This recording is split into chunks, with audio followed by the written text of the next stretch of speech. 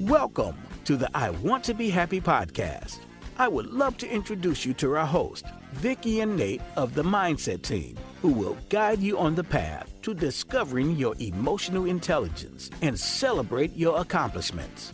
Please grab yourself a warm beverage, get comfy, and join the conversation. Now, to your host, Vikki and Nate.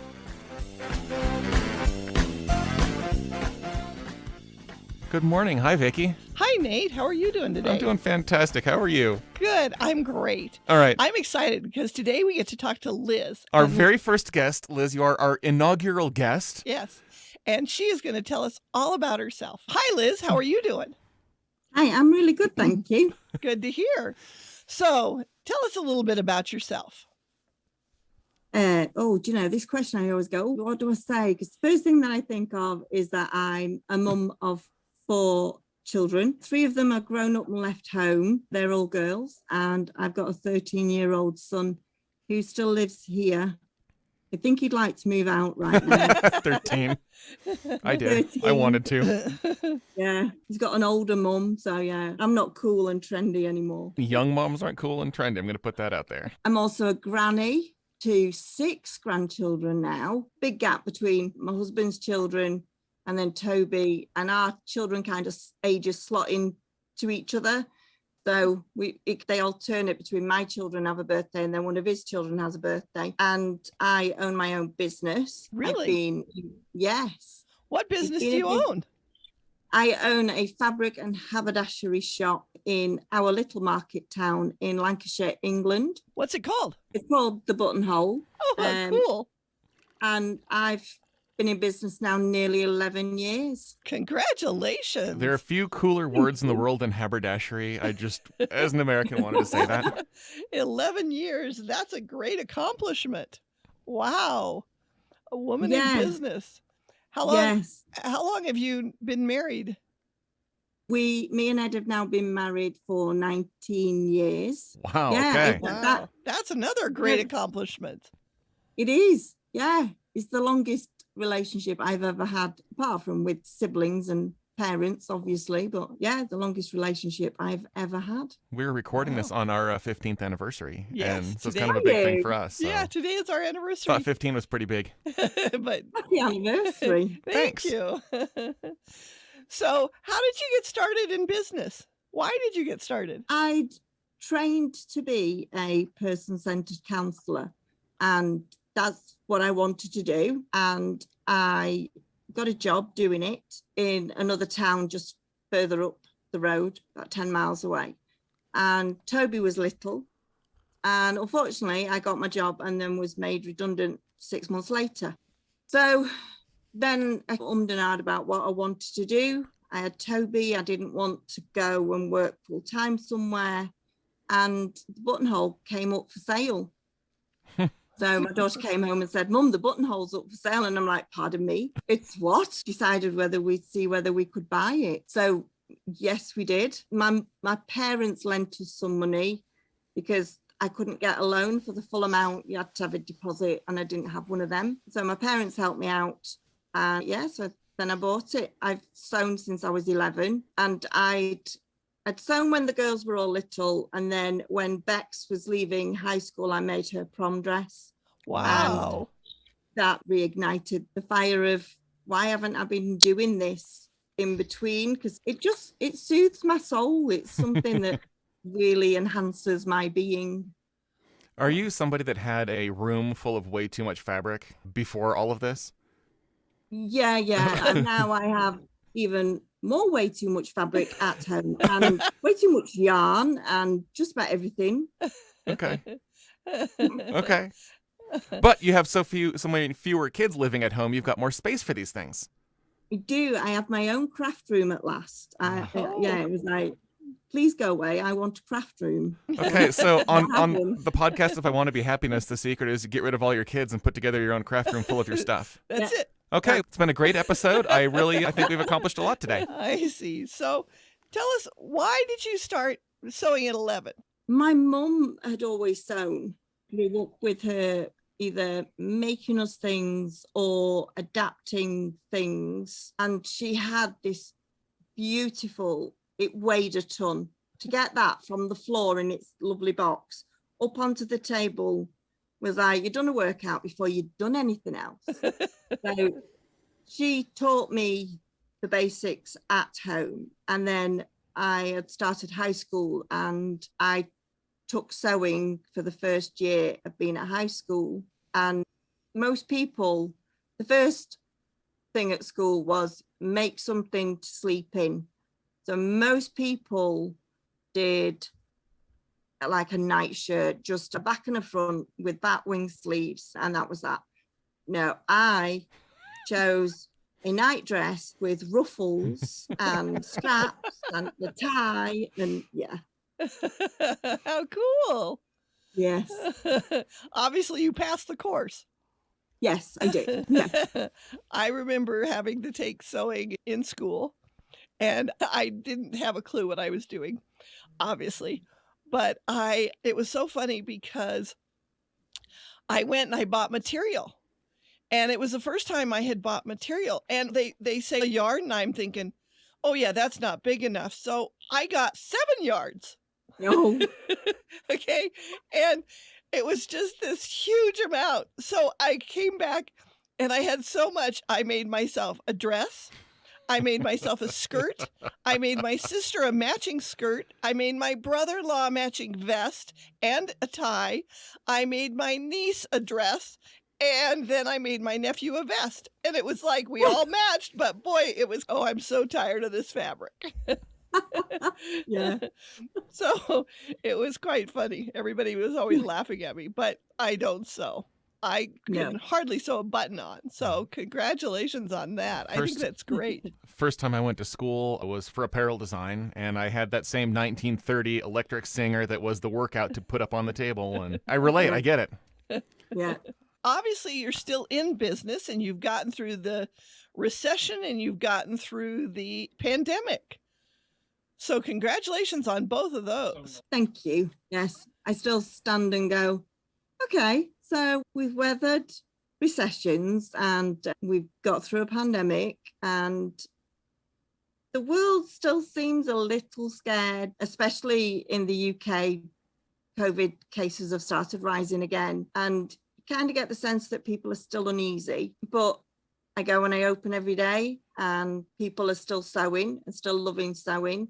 A lot of people took up sewing and knitting or crocheting, macrame, cross-stitching, so many things, because people had the time. If they weren't working from home and they were furloughed, they had time to give a new project a go.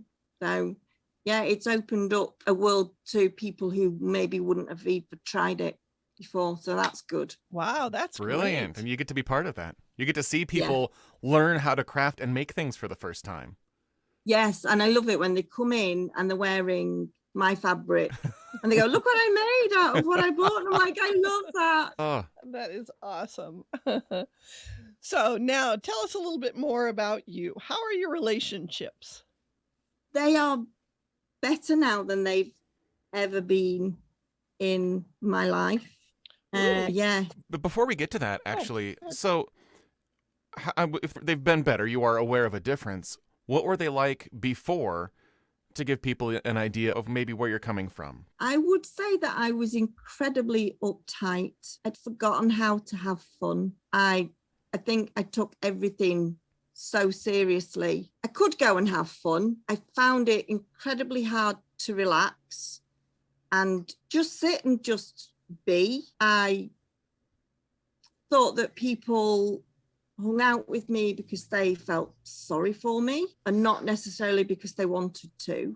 And for anybody who's watched Encanto, Disney, the older mum figure who had had to escape, when she realizes that she was holding on too tight because she was scared that everything would fall to pieces, I just burst into tears because I realized that's what I had done since my first marriage had ended, that I had tried to make sure that my girls were okay and tried to make sure that I was okay and that we all we had money, we had food, we had a house and all of that, that I'd actually lost myself in all of that and lost being fun and approachable and empathetic, even though I trained to be a counsellor. And I was like, yeah, empathy, I can do empathy. Yeah, not a problem. That actually I'd stopped being empathetic towards people, and especially those that it mattered to most.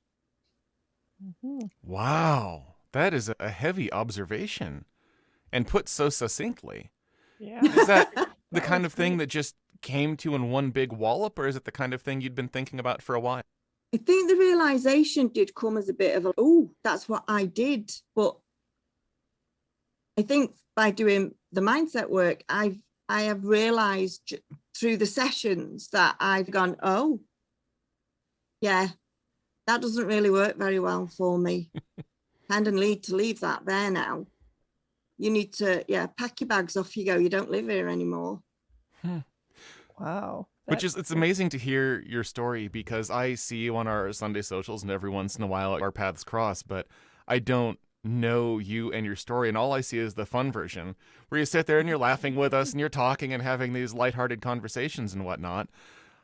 It is amazing to hear and to have put in perspective just what everybody is going through in real life, because you never know. No, for one, I would never have joined the Sunday socials, because I would have been like, oh, I don't know the people. I don't know where I'll fit. I don't know. I haven't got anything worthwhile saying.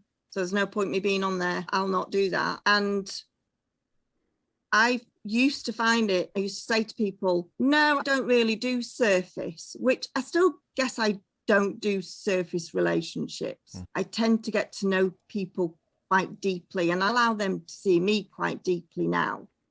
But I used to say that I didn't do small talk because it just didn't interest me. Whereas now I love sitting and chatting with people about whatever comes up. And I leave generally feeling like it, again, fed my soul. This feels way better than it used to. That's amazing. And for the record, I meant to put this in. The Sunday socials are something, it's an invite Zoom meeting on Sundays. If anybody's listening and wants to join these things, it's an informal group. Contact us and we'll give you information for that. How would you describe the Sunday socials, Liz? Really interesting, the topics and how the participants talking about things and sharing and it being funny. I always leave thinking, oh, that was really good. Always. Good. Good. Okay. Even though sometimes the topics seem way over there or way. Yeah. Okay. And so you were going to tell us, how have your relationships then changed? If you weren't fun and you were too busy holding on, how did they change? I don't need to worry about everybody else. I can leave people to be themselves. Wow. So I can relax and enjoy being in that moment with that person without thinking that I need to add something, take something away. I can just be. And so now, because I'm not trying to hold it all together and I'm not scared of feeling feelings, because I think I was really scared of feeling my feelings, and now I'm not. So if I find something funny, me and my middle daughter, Jess, we laugh till we cry over the craziest things, and we sell vintage clothing together.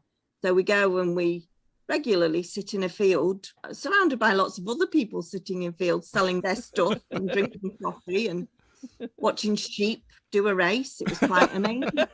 This is life. This is what life is right here. Watching sheep do a race. I don't think I've ever done that one. Oh, yeah. And we found something funny, and we were like, the people, our customers who are currently browsing are going to wonder what on earth is wrong with us two, because we couldn't speak. We were laughing that much. And then we both looked at each other and we had tears rolling down our faces because it was just that funny. And it was like, afterwards we went, why did we find that so funny? And it was like, we can never explain this to anybody else because you had to be here in this moment. If we're out doing something, I would have always said, no, you can't have pudding first, or You can't just have pudding or dessert. I don't know which phrase you use in America. Nice food first. You have to eat your greens, and then you can have something nice. Actually, I just feel like ice cream for lunch today. Because in the big scheme of things, everybody eats what they need to eat. So, whereas I wouldn't have done that. So it enables other people, instead of people being like, oh, wonder what Lizzie's going to think about me doing this. They can just be themselves. And we can just be ourselves together. And if hard subjects come up that need to be talked about, people are no longer scared to bring them up because they're not worried about me overreacting. And they're learning to allow me to react the way that I am going to react, and then process, and then say, because sometimes I'll be like, yeah, I understand we need this conversation, but here and now isn't the time. When should we get together to do this? Whereas I would have just gone, either I would have snapped at them, or I would have got into the conversation and then been really on edge because I didn't want to be in the conversation at that point. Wow, that's major. That's a major accomplishment in itself. You have accomplished great things. You have a business, you have not only a family, but a mixed family, his kids and her kids. That's tough. Speaking from experience. Yes. But on top of that, you have been able to really identify what you want and get it. And whether it's, I don't want to be in this conversation right now, we'll talk about it at a later time. That's huge, because most people can't discern that. And they get into those conversations like you used to, and they are on edge, or they're angry, or they do a lot of different things.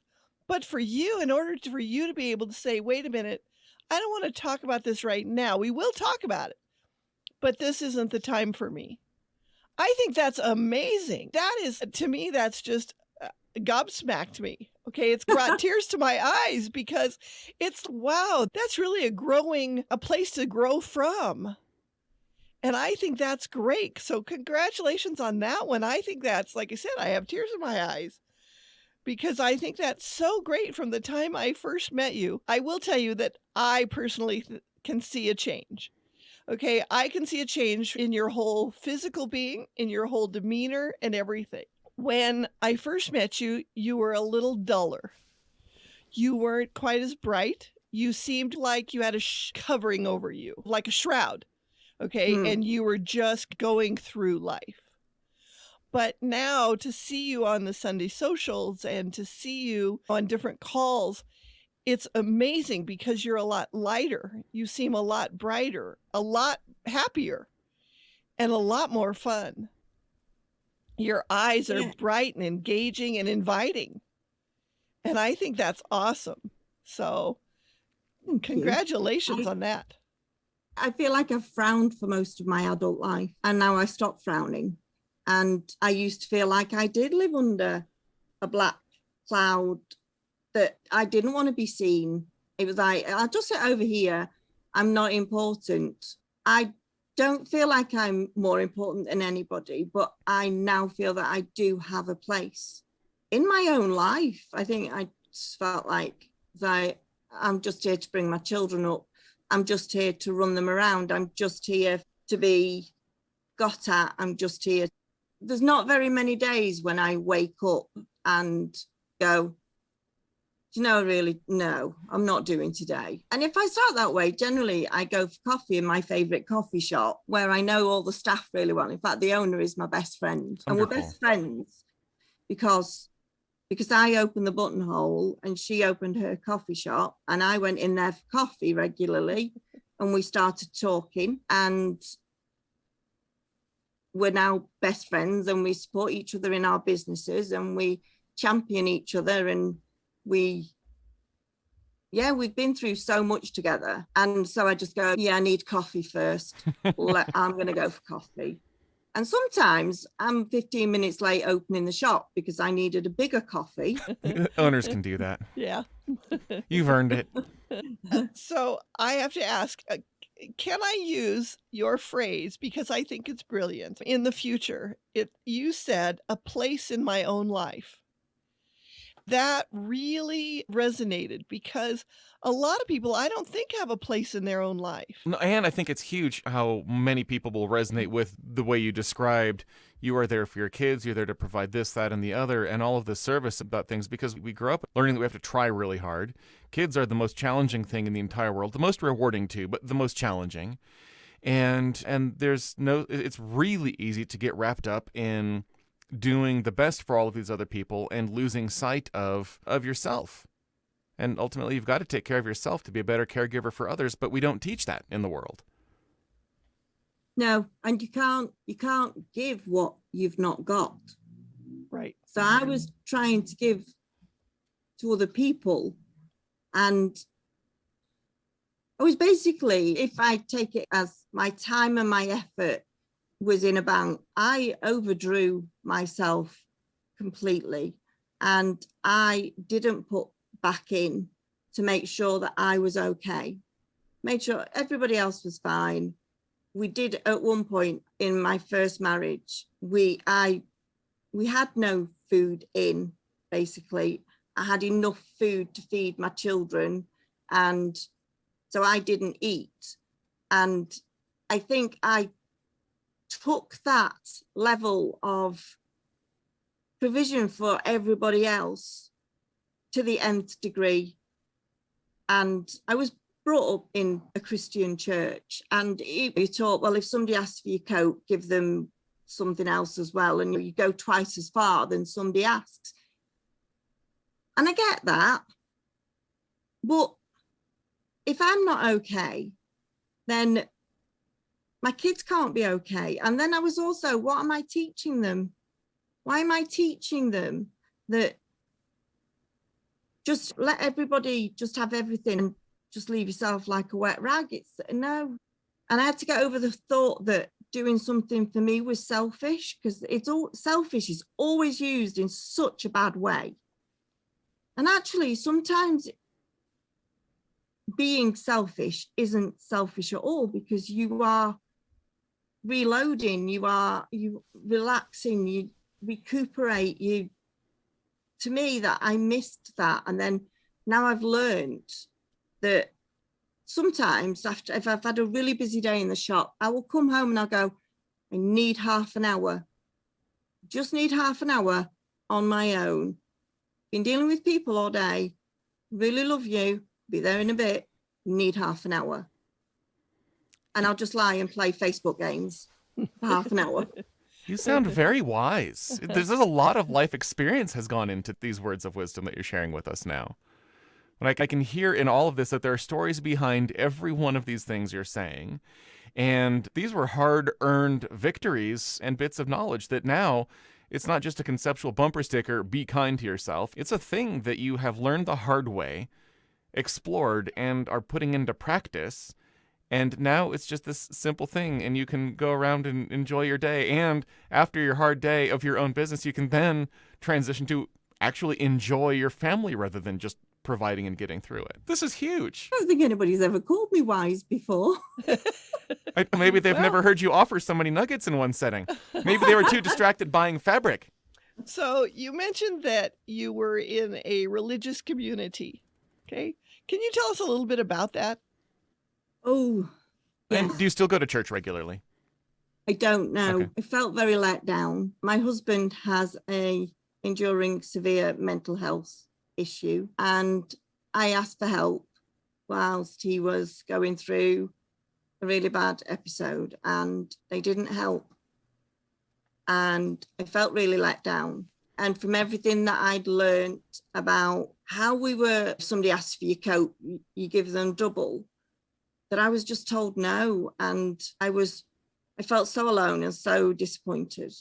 And when my first marriage broke up, I was a domestic abuse victim for 11 years.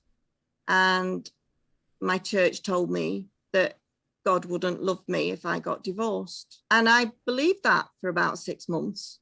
I thought that I was sinning the most utmost that anybody can sin. And then I view God, I still have my faith, and if anything, that is stronger. And I view God as my father. But instead of, I always think fathers as being like Victorian, children should be seen and not heard and all that. Whereas I think of God as being like my dad. And my dad was very loving. He put his arm around me and asked me what was wrong. We laughed together, everything. So I see my God as my dad. And I was like, but my dad wouldn't want me to be being hurt every day. My God loves me more than that. So why would my God make me want to stay in that? Why would my God want my children to have to stay in that? The notion that my God can't love me, I'm leaving that behind, because yes, he does. And God forgives us every day. God forgave us. The minute we were born, he said, I've got this covered. Don't worry about it. So long as you follow me and you love me, end of, you're covered. So now I don't go to church, because actually they made me try and see my God in a way that really wasn't helpful to me. What we've uncovered is another huge layer, that on top of being a parent to a mixed family and running your own business with all of its demands, you were also a caregiver at times when your husband is in need. To add another layer of complexity and responsibility. I just wanted to help paint this picture a little bit more vividly. Right. Okay, Vikki, what was your question? Right. How long has it been since you've been out? Must be about 7, maybe 8 years. Okay. Still relatively recent, though. Yes, it is. And do you ever have any regrets for getting out? No, I don't. Every now and then I go, should I go back? And then I go, who are you going back for? Because as a family, we were brought up that our church was right.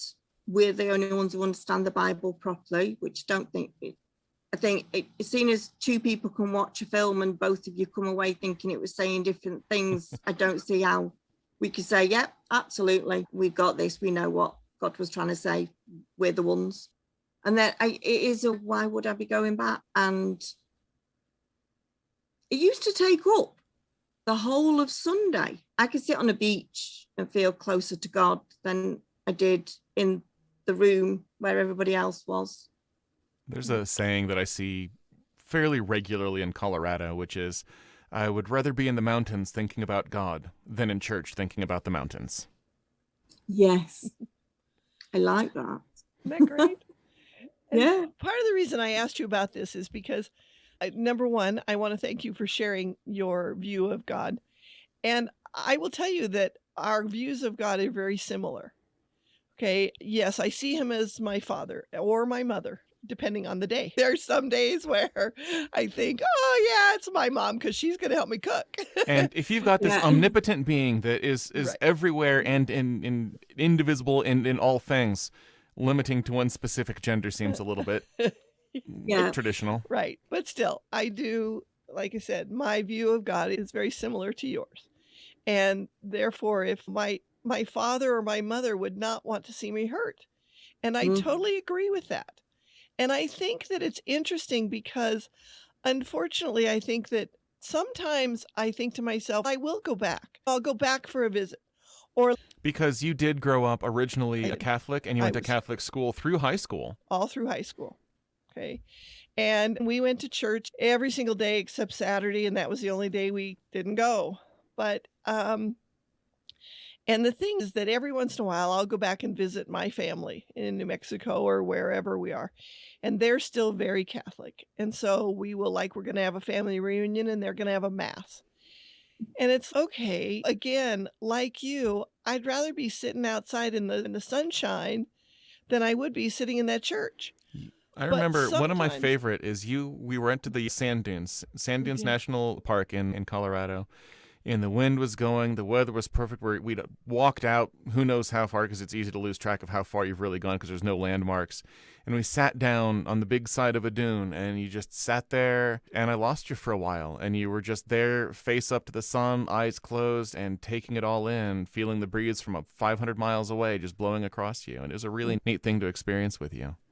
Exactly. And like that, I would rather do that than go to church or go to whatever. But I will tell you, every once in a while, I miss the tradition. That's what I miss. I don't miss the people. I don't miss the beliefs. I don't miss the hierarchy.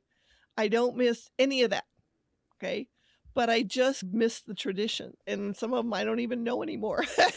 The funny thing is, it's the truth. When we go, and she's not been a practicing Catholic since I've met her, obviously more than 15 years ago, and we can go to one of these churches, and every single time the priest says any one of the call and response things, she knows exactly what it is and goes into this childhood, Right. every single syllable, every single moment of whatever it is, including the major psalms that they talk about, or whatever the most quoted things are, and she jumps right in and gives back the appropriate responses. It's surreal to see, because we've never discussed these things, but she knows this program's inside and out. Yeah. But only when she's there. Yeah. Yeah. Yeah. Outside of there, I couldn't tell you. I don't remember. No. And you seem, and the reason I brought that up is because you seem a lot happier now that you found your true God and your true belief, where before it seemed to be somebody else's belief that was helping shroud you. Yeah. Yeah, I think so. I question life, and I feel like I've done that since I was very small. So I didn't blindly join our church, felt like I'd questioned it. But I think it is, for me, it felt difficult to actually see it properly and see how maybe I needed it to be different until I wasn't there anymore. And then it's like, yeah, no, doesn't really fit with me. But then I feel like that's the same with quite a bit of life. How did you learn to ask the questions and trust your answers to evaluate all of these various different things that get thrown at you on a daily I used to say, don't ignore my gut feeling, because when I do, generally things go wrong. And then I think I actually lost sight of what my gut feeling was, but I don't think it always left me. And I've just bought a camper van that needs doing up. Ooh, how fun. Just like that. Yeah. Within a week, thought about it, did it, found one, bought it, went, yeah, we'll have that. Because my gut feeling was telling me I've always wanted a camper van, and this one is meant for you. And I don't think I've trusted my gut that much in years. But I was just like, yeah, everything is telling me that this van should be yours and you should do it up and just use it and stuff. I had that sense of knowing from my gut from being very small, and I don't think I've ever lost it completely, but sometimes I think I've ignored it. But now I can definitely feel it way more prominent and listen to it and trust it now, instead of going, maybe, like I didn't go, oh, maybe I'm just being stupid thinking that this camper van's for me. It was like, everything's telling you it's right, so do it. And what made you start to really trust your gut again? I think seeing that that I wasn't wrong. And I trusted it a bit and then was like, oh, okay, that worked out. And also noticing that when I had overridden it, it was like, oh, see, I should have listened to myself. Because really, you knew this person wasn't going to be good for you. You knew, and you just blindly, you just were like, I'll just ignore that. So I think learning from both trusting it and saying, okay, take more notice next time, love. So yeah, I think that really. And I think being able to evaluate my life now and go, that's working, and that's working, and that's working, and that's working. Well, maybe that's not, but you could do something about it. Do you want to do something about it? Let's do something about it. So I think being more present. I can't change the past. Not much point worrying about the future because you can't change it. Worrying about it now, and it might never happen. What a waste of energy. So being present and saying, I'm living now in this minute and taking notice. I feel like all of my senses work better because I take notice of what I am doing right then. That's I brilliant. think that's brilliant. I do too. Yeah. I think that is so wise. The last question I have for you is, if you were to talk to anybody out there, okay, what advice would you give them in order to get them to where you are? Because you've come a long way, lady. And I want to acknowledge that as well. And I want you to get how proud, and I don't want it to sound condescending, but I'm really proud of what you've told us here today. Just makes me fill up and makes me just want to scream, yeah, go for it. Because you've accomplished some major things in a short amount of time. You're not that old. And I think it's amazing that you have done and come through all the things you have and be able to share them in a way that people can understand.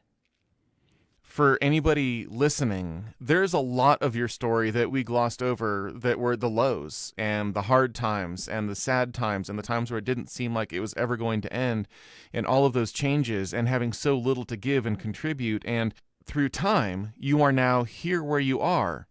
And so all those times did pass. And so anybody that's stuck in those times, there is hope. There is chance that things can turn around, and there is opportunity, no matter how low things may be right now for you. Liz has been there where things are that low, but that's not the way it is now. And that is, I think, a huge thing that a lot of people don't have awareness of, that this is the same lifetime. You're the same human being. Same lifetime, same human being, and this is what you get to experience now, even though that was your whole story at that time. So can you tell us your lowest point in life? I'm just trying to think or feel when it was, because I think realizing that what my first husband classed as love wasn't in my book. And I had, because my mum and dad were, lots of people look at them and go, do you know, relationship goals right there, because they were together for 60 years. Oh. And they put each other first and they talked to each other. They weren't without their troubles, but they worked on their marriage to make sure that it was good. I knew what a good marriage looked like, and I knew mine wasn't like that. I didn't think that I was worth more than how he treated me. But I don't know whether it was in that marriage that I had my lowest point, or whether it's been since. Because I remember going out one night and with my best friend then, and I just said, I just don't want to go home. I don't want to go home. I don't want to have to go and get in bed beside that man, because if I went out with my friend, there was usually a penalty to pay. So I didn't want to go home. And I remember sitting on the bottom step, crying so hard, because I just didn't want to go up those steps. And I didn't want to have to carry on. It took me 6 months from then for me to pluck up the courage to get him to leave. He only left because he thought that I'd have him back, and I didn't. So I think it was more than likely then, because I then had to carry on until I could just say those words of, I can't do this anymore. And so being that is your lowest point, and that's pretty horrific. I have to tell you, that's pretty low. You don't want to go home. You don't like your life. You can't, it's hard to deal with any of it. And a lot of people have been there or are there now. And you have made it out of there. And you have made such a better life for yourself and become more aware of who you are, but also you've gotten a place in your own life I love that statement. I just love it. I think that is so awesome.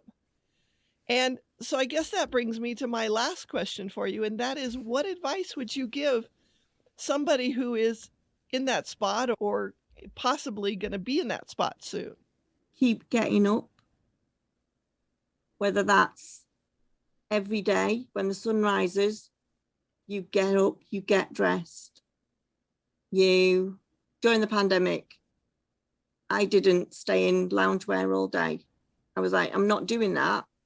I'm not doing that. I'm not just going to eat because there's nothing else to do. I'm getting up each day and I'm putting my clothes on, because that way I still know I've still got a purpose. If I'm getting up every day, even if my only purpose was to go stand in line to get some bread and some milk, that was my purpose for that day. I had Toby at home. I had more than just getting up and going and getting bread. And I think that's what I've said to people. And don't be scared to ask. I used to be rubbish at asking for help. Oh my word. So bad at asking for help. Whatever that help was, no, I can do it. No, I'm big and strong. I can do it. I can do everything all on my own. No, don't need anybody's help. Really, asking for help, whatever that help is, whether it is saying, I want to change my mindset. How do I do that? I know people who do that. I can do that. Or I need help starting to exercise so that my endorphin levels rise. Right. Who do I ask to help me with that? I need help to figure out how to budget. Right. Who do I ask for help with that? Whatever it is, it's no way reflecting on who you are as a person asking for help. Because I thought it would show that I was weak if I asked for help. And I was like, no, now actually, it's like it shows strength and vulnerability to ask for help. Don't be scared to go somewhere in case you cry because that's how you feel that day. Don't stay home because you think you might cry and you think that's going to put somebody else off. Sometimes in business, we'll say, well, they're not your target. They're not my target customers. They come in and go, that fabric's too expensive. You're not you're not my target customer. That's all.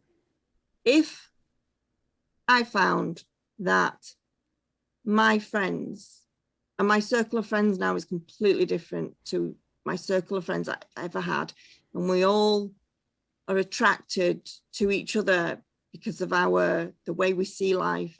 But some days we will go and they'll be like, how are you doing today? And it's just have a good cry. And it doesn't put them off because they're my target friends. They are my people.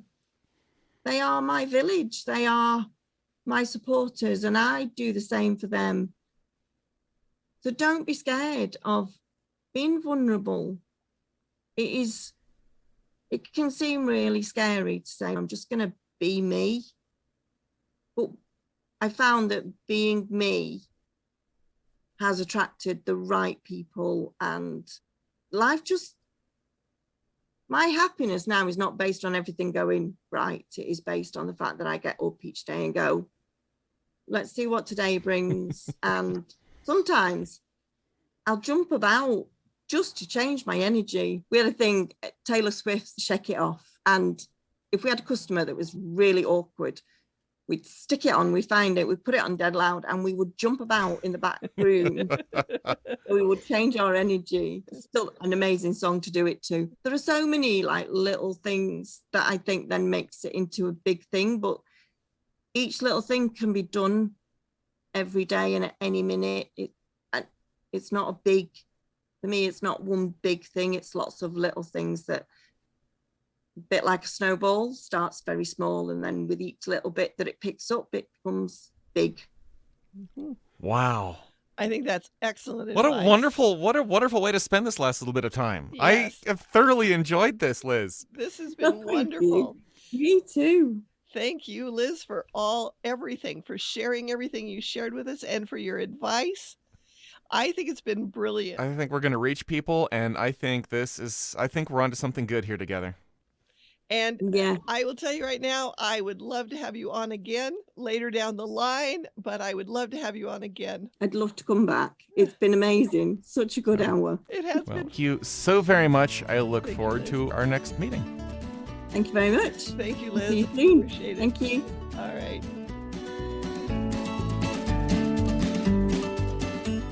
Thank you for listening to the I Want to Be Happy podcast.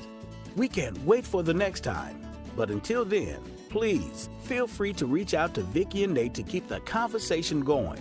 Remember to visit our website at themindsetteam.com to sign up for our newsletter. Have a magical day.